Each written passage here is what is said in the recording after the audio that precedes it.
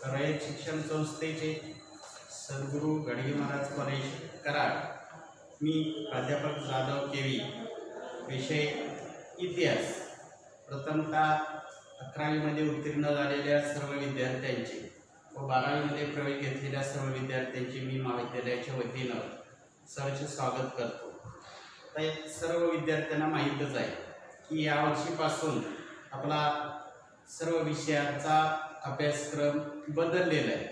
तर आपल्या इतिहास विषयाचा जर विचार केला तर इतिहास विषयामध्ये एकूण आपल्याला 12 प्रकरण आहे। तर या 12 प्रकरणामध्ये जर आपण पाहिलं तर साधारणपणे 11व्या शतकापासून ते 2020 हा जवळजवळ 900 वर्षाचा इतिहास आपल्याला या 12वीच्या अभ्यासक्रमामध्ये शिकायचं आहे किंवा समजून घ्यायचं आहे।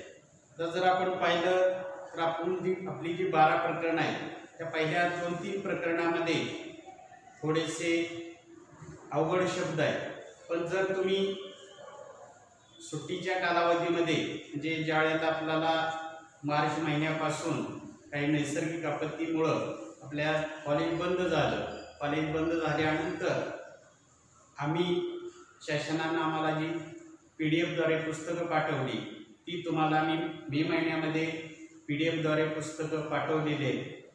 बऱ्याच विद्यार्थ्यांनी त्याचा अभ्यासही केलेला असेल।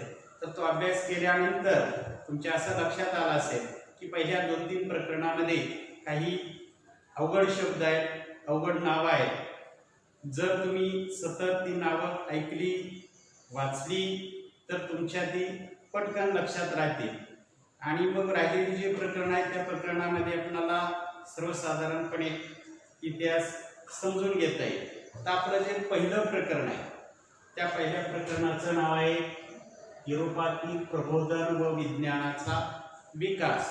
आता या प्रकरणामध्ये आपल्याला कोणकोणता भाग पाहायचा आहे तो थोडक्यात समजून सांगतो की आपल्याला या प्रकरणामध्ये पहिल्यांदा प्रबोधन युग म्हणजे काय, त्याच्यानंतर याच कालखंडामध्ये जी धर्मयुद्ध झाली त्या धर्मयुद्धाची कारणे, त्याच्यानंतर या धर्मयुद्धांना पाठिंबा का मिळाला, त्याच्यानंतर या धर्मयुद्धांना अपयश का आलं, त्याचप्रमाणे या धर्मयुद्धाचे परिणाम काय झाले, त्याच्यानंतर युरोपमध्ये 12व्या शतकापासून जे प्रबोधन झालं त्या प्रबोधनाचा परिणाम काय झाला, विज्ञानाचा विकास कसा झाला, त्यानंतर कोणकोणते शोध लागले याची माहिती आपल्याला या प्रकरणामध्ये समजून घ्यायची।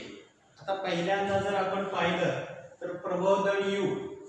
आता साधारणपणे 11व्या शतकात प्रबोधनाला सुरुवात झाली। आता प्रबोधनाला सुरुवात का झाली तर भौगोलिक शोध, प्रबोधन आणि धर्म सुधारणेची चळवळ या घटनांमुळे आधुनिक युगाचा पाया घातला गेला।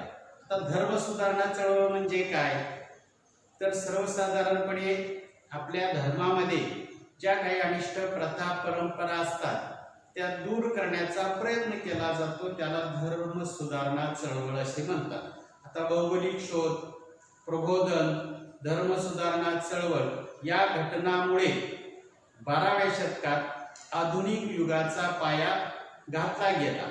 त्याचप्रमाणे या कालखंडामध्ये ग्रीक आणि रोमन लोकांच्या ज्या परंपरा होत्या त्या परंपरांचं पुनर्जीवन झालं आणि या सर्वांचा परिणाम म्हणजे मानवाच्या जीवनाला एक वेगळं वळण मिळालं किंवा मानवाच्या जीवनाची सर्वात प्रगती घडून आली, म्हणून या कालखंडाला प्रबोधन युग असं म्हणतात। जे सर्वसाधारण जर आपण पाहिलं तर भौगोलिक शोध, प्रबोधन, धर्म सुधारणा चळवळ या सर्व कारणामुळं या कालखंडामध्ये मानवाची सर्वांगीण प्रगती घडून आली, मानवाचा विकास झाला, म्हणून या कालखंडाला प्रबोधन युग असं म्हणतात। तर त्याच्यानंतर याच कालखंडामध्ये दुसरी एक महत्त्वाची घटना घडली, ती घटना म्हणजे युरोपातील धर्मयुद्ध।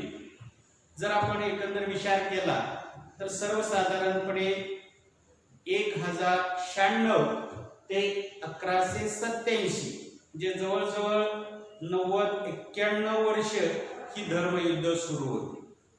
या धर्मयुद्धाची जर आपण कारणं पाहिली की धर्मयुद्ध का घडून आलं, तर प्रथमतः पहिल्यांदा मी सांगतो की युरोपमधील जे सत्ताधीश आहेत ते सत्ताधीश आणि इजिप्त किंवा जी इस्लाम राष्ट्र आहे त्या इस्लाम राष्ट्रामध्ये प्रामुख्याने ही एकूण 9 धर्मयुद्ध घडून आली. साधारणपणे हा 90-91 वर्षाचा कालखंड आहे. त्या 90-91 वर्षाच्या कालखंडामध्ये एकूण 9 धर्मयुद्ध घडून आली. आता जर आपण या धर्मयुद्धाची जर कारण अभ्यासायचे म्हटलं तर काय कारण होती की ही धर्मयुद्ध घडून आली. जवळजवळ 90-91 वर्ष एवढं दीर्घ काळ ही धर्मयुद्ध का चालली, तर त्याची काही प्रमुख कारण आहेत. तर त्यामध्ये पहिलं प्रमुख कारण म्हणजे जे जेरुसलेम आणि बेथलेहम ही 2 महत्वाची शहरं आहेत. ह्या 2 शहरांना अतिशय महत्त्व होतं. का महत्त्व होतं, तर ख्रिश्चन धर्माच्या लोकांना, इस्लाम धर्माच्या लोकांना, ज्यू धर्मीय लोकांना ही 2 शहरं आहेत ती अत्यंत पवित्र आणि महत्त्वाची वाटत होती. आता जेरुसलेम आणि बेथलेहम ही 2 जी महत्त्वाची शहरं आहेत, ही 2 शहरं ज्यू लोकांना किंवा ज्यू धर्मीयांना, ख्रिश्चन धर्मीयांना किंवा मुस्लिम धर्मीयांना आपल्या ताब्यात असावी असं प्रत्येकाला वाटत होतं. आणि मग ही जेरुसलेम आणि बेथलेहम ही जी 2 शहरं आहेत, ही 2 शहरं मुस्लिम राज्यकर्त्यांच्या किंवा इस्लाम राज्यकर्त्यांच्या ताब्यात होती. आता ही 2 शहरं आपल्या ताब्यात ठेवण्यासाठी किंवा या 2 शहरावरती वर्चस्व मिळविण्यासाठी जी धर्मयुद्ध झाली किंवा जी युद्ध झाली त्या युद्धांनाच धर्मयुद्ध असं म्हणतात. आता आपण जर त्याचा विचार केला तर ही धर्मयुद्ध घडून का आली आपण पाहिलं, त्याला एक महत्त्वाचं कारण म्हणजे जेरुसलेम आणि बेथलेहम ही 2 शहरं. कारण ही 2 शहरं ज्यू, इस्लाम आणि ख्रिश्चन लोकांना पवित्र होती, अत्यंत महत्त्वाची वाटत होती. त्यामुळे या लोकांना ही शहरं आपल्या ताब्यात राहावी, आपल्या वर्चस्वाखाली राहावी असं वाटत होतं. आणि ही शहरं परत मिळविण्यासाठी किंवा या शहरावर वर्चस्व मिळविण्यासाठी ख्रिश्चन अनुयायांनी म्हणा किंवा ख्रिश्चन धर्मीयांनी म्हणा किंवा ख्रिश्चन लोकांनी जी युद्ध केली त्या युद्धांनाच धर्मयुद्ध असं म्हणतात. आता जर आपण पाहिलं तर साधारणपणे 1000 किंवा 1096 साली पहिलं युद्ध झालं आणि 1187 साली शेवटचं 9वं धर्मयुद्ध झालं. त्या 9व्या धर्मयुद्धातही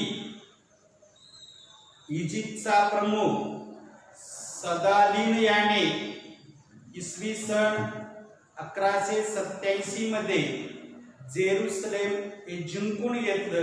त्यामुळं या 2 शहरावरती वर्चस्व मिळवण्याचं युरोपीय सत्ताधीशांचं जे स्वप्न होतं ते पूर्ण होऊ शकलं नाही. आता आपण जर पाहिलं तरी युरोपातील धर्मयुद्धाचा काही लोकांनी पाठिंबा दिला. आता आपला दुसरा मुद्दा आहे मग धर्मयुद्धांना पाठिंबा. तर धर्मयुद्धाला कोणकोणत्या लोकांनी पाठिंबा दिला, तर आपण पाहिलं की युरोपातील जी धर्मयुद्ध आहे ती धर्मयुद्ध मुख्यतः का घडून आली, तर ही 2 महत्वाची शहरे जेरुसलेम आणि बेथलेहम या 2 शहरावरती आपलं वर्चस्व असावं या हेतून ख्रिश्चन धर्मीयातील लोकांनी किंवा ख्रिश्चन अनुयायातील लोकांनी जी युद्ध केली त्या युद्धाला आपण धर्मयुद्ध म्हणतो. आता या धर्मयुद्धांना कोणकोणत्या लोकांनी पाठिंबा दिला त्याची आपल्याला माहिती घ्यायची. आता जे धर्मयुद्ध आहे या धर्मयुद्धामध्ये सामान्य जनतेनं खूप मोठा सहभाग घेतला किंवा या धर्मयुद्धाला सामान्य जनतेने खूप प्रतिसाद दिला. का दिला, तर जर्मनचा जो धर्मप्रमुख आहे त्याला आपण पोप म्हणतो.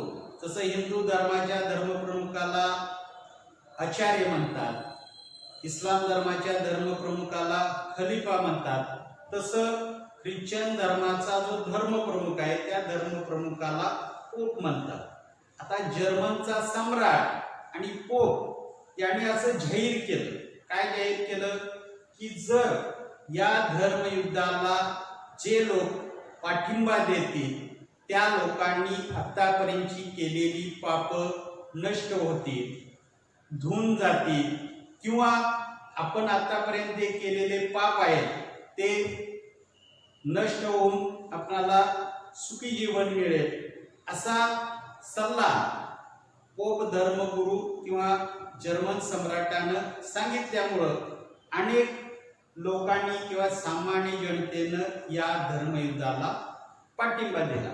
कारण प्रत्येकाला असं वाटू लागलं की जर आपण या युद्धामध्ये सहभाग घेतला तर आपली पाप नष्ट होतील, आपली पापातून सुटका होईल, आपण केलेली पाप धुवून जातील, म्हणजेच पाप क्षालन होईल, असं प्रत्येकाला वाटू लागलं.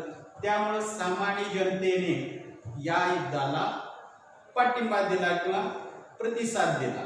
तर हा पहिला महत्वाचा मुद्दा आहे की या धर्मयुद्धांना सामान्य जनतेने पाठिंबा का दिला, हा पहिला मुद्दा झाला.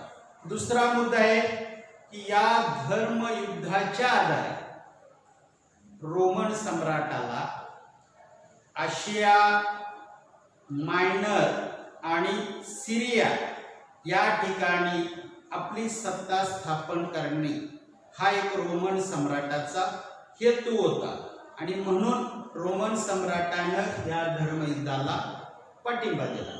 आता सामान्य जनतेनं पाठिंबा का दिला तर आपलं पाप नष्ट होईल, आपली पापातून सुटका होईल किंवा आपलं पाप नष्ट होईल, या उद्देशानं सर्वसामान्य जनतेनं या धर्मयुद्धाला पाठिंबा दिला.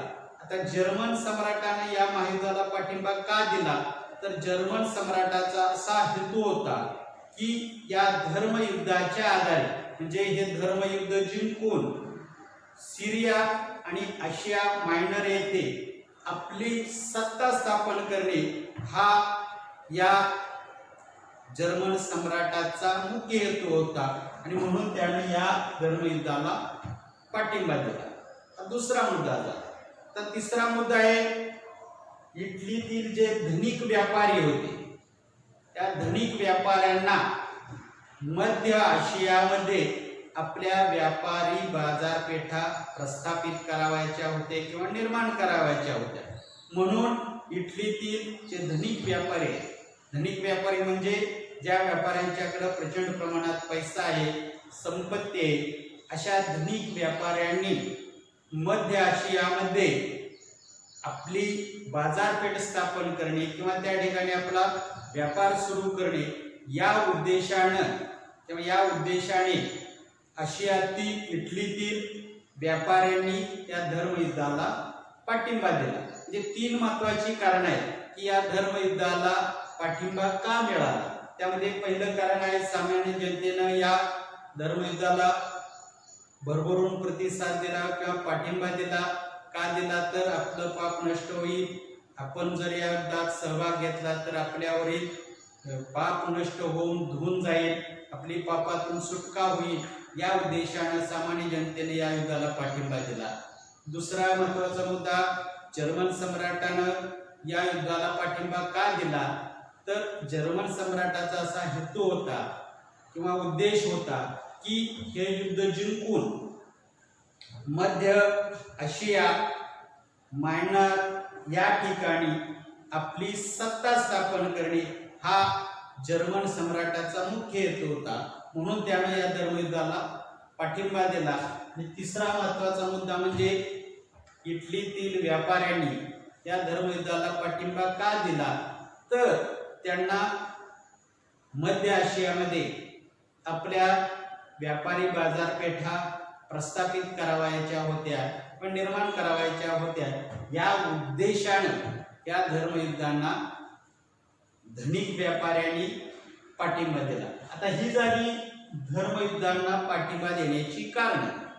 आता आपण जर पाहिलं तर 1000 किंवा 1096 ते 1187, जे जवळजवळ 91 वर्ष ही युद्ध चालू होती. तर ह्या युद्धाचा मुख्य हेतू काय होता, तर जेरुसलेम आणि बेथलेहम ही दोन महत्वाची शहरं आपल्या ताब्यात ठेवणे किंवा या दोन शहरावरती आपलं वर्चस्व प्रस्थापित करणे असं ख्रिश्चन धर्मियांना वाटत होतं. आणि म्हणून ख्रिश्चन धर्मियांनी ही शहरं परत मिळविण्यासाठी जी युद्ध केली त्याला आपण धर्मयुद्ध म्हणतो. आता दीर्घकाळ ही युद्ध चालू होती. शेवटपर्यंत जर्मन सम्राट पोप धर्मगुरू यांनी ही शहरं परत मिळविण्याचा आटोकाट प्रयत्न केला.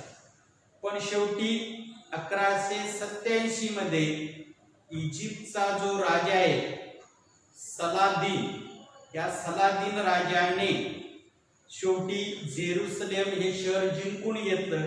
त्यामुळं या धर्मयुद्धाद्वारे ही शहरं आपल्या ताब्यात ठेवण्याचा किंवा ही शहरं जिंकून घेण्याचा युरोपच्या सत्ता देशांचा किंवा जर्मन सम्राटांचा किंवा पोप धर्मगुरूचा उद्देश यशस्वी होऊ शकला नाही. आणि म्हणून आपल्याला पुढचा मुद्दा पाहायचा आहे, मग ह्या धर्मयुद्धाच्या अपयशाची कारणे काय.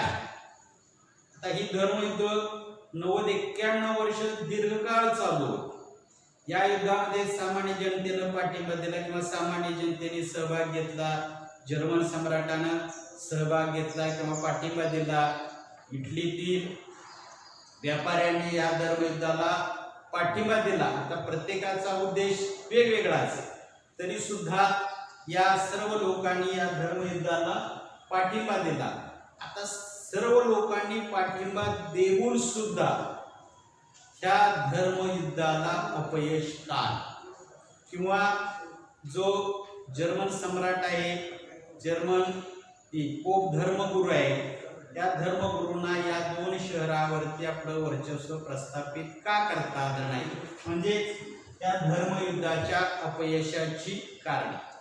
तर या धर्मयुद्धाच्या अपयशाची कारणे काय आहे, तर पहिलं कारण जर आपण पाहिलं तर त्यामध्ये पोप आणि युरोपातील राजे. पोप म्हणजे ख्रिश्चन धर्माचा धर्मप्रमुख. पोप आणि युरोपातील राजे यांनी ही जी धर्मयुद्ध आहे, ही धर्मयुद्ध किंवा या धर्मयुद्धाकडे पाहत असताना संकुचित वृत्तीने पाहिजे.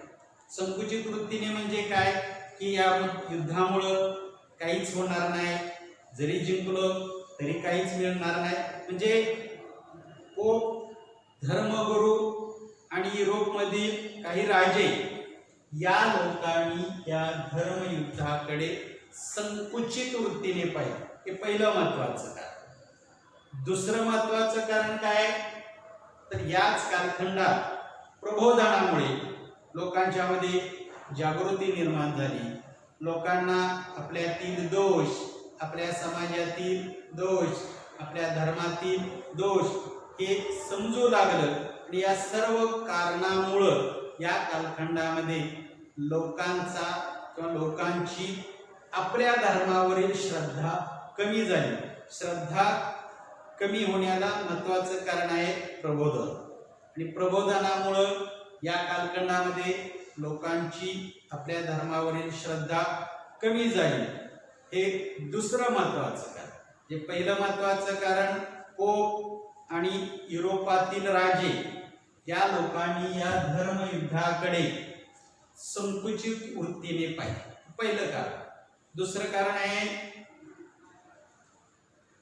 धर्मावरील कमी झालेली श्रद्धा. त्या लोकांची आपापल्या धर्मावर श्रद्धा असते, परंतु या कालखंडामध्ये लोकांची आपल्या धर्मावरील श्रद्धा कमी झाली. दुसरं महत्वाचं कारण. तिसरं महत्वाचं कारण आहे जे युरोपमधील वेगवेगळे राजे होते, या राजांच्या मध्ये एकीचा अभाव, जे ऐक्य नव्हतं. तर आपल्याला माहिती आहे, जर एकी नसेल तर कोणतीही गोष्ट यशस्वी होऊ शकत नाही. त्याच पद्धतीनं युरोपमधील जे राज्यकर्ते होते, राजे होते, त्यांच्यामध्ये एकी नव्हती, म्हणजे एकीचा अभाव, म्हणजेच युरोपमधील राजांच्या एकीचा अभाव हे धर्मयुद्धाच्या अपयशाचं तिसरं महत्वाचं कारण आहे। त्याच्यानंतर चौथं महत्वाचं कारण आहे की या धर्मयुद्धाला अपयश का आलं, तर ते आहे पोप। पोप म्हणजे ख्रिश्चन धर्मियाचा धर्मप्रमुख व जर्मनीचा सम्राट। पोप आणि जर्मनीचा सम्राट म्हणजे जर्मनीचा राजा किंवा सत्ताधीश यांच्यामध्ये निर्माण झालेलं वैर हे एक महत्वाचं कारण त्या धर्मयुद्धाच्या अपयशासाठी कारणीभूत ठरलं। त्याच्यानंतर आणखीन काय, इतर जे सम्राट होते त्या इतर सम्राटांनी या धर्मयुद्धाला पाठिंबा दिला नाही, त्यामुळं या धर्मयुद्धाला अपयश आलं।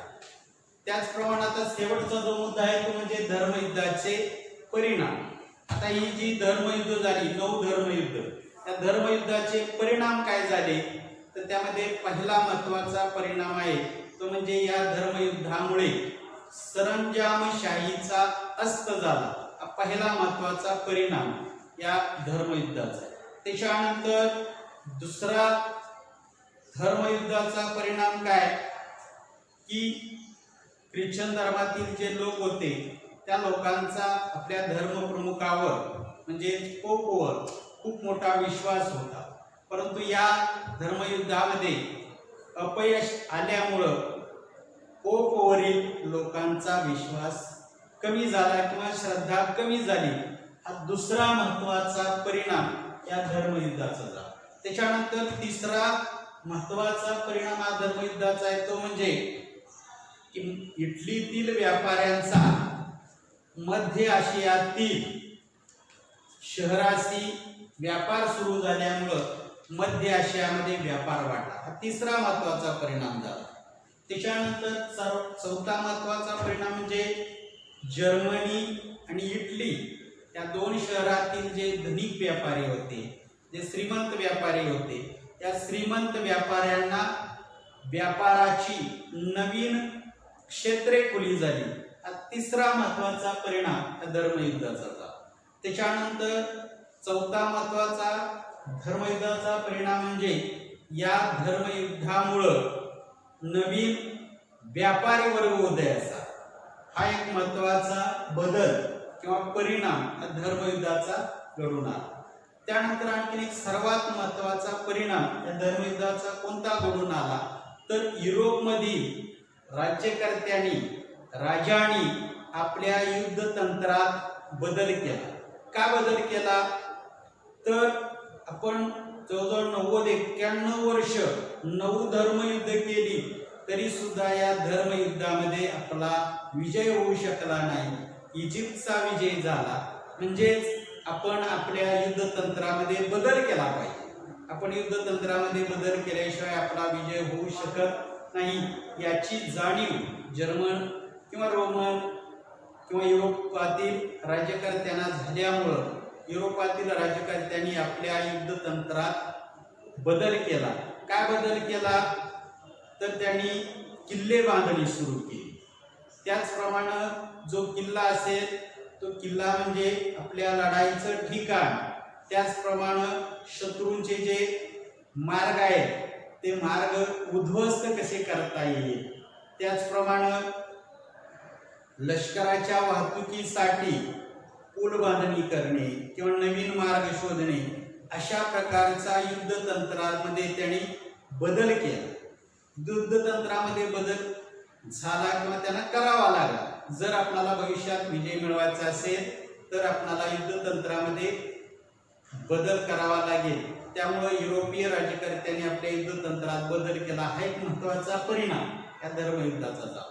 त्यानंतर आणखी दुसरा एक महत्वाचा या धर्मयुद्धाचा परिणाम काय झाला, तर युद्धाचा जो खर्च होईल तो युद्धाचा खर्च भागविण्यासाठी राजांनी एक नवीन कर प्रणाली सुरू केली आणि या कर प्रणालीमुळं कर मिळणारा थेट राजाच्या तिजोरीत जमा होऊ लागला। हा एक महत्वाचा परिणाम त्या धर्मयुद्धाचा घडून आला. आणि शेवटचा एक धर्मयुद्धाचा महत्त्वाचा परिणाम म्हणजे युरोपीय लोकांना अन्य खंडातील किंवा अन्य देशातील फळे फुले, तेथील लोकांचे पोशाख, तेथील लोकांच्या परंपरा याची माहिती झाली. हे महत्त्वाचे परिणाम या धर्मयुद्धाचे घडून आले. तर अशा प्रकारे युरोपमध्ये जी धर्मयुद्ध झाली त्या धर्मयुद्धाची कारणे, त्या धर्मयुद्धाला मिळालेला पाठिंबा, त्या धर्मयुद्धाच्या अपयशाची कारणे आणि या धर्मयुद्धाचे झालेले परिणाम पण पाहिले.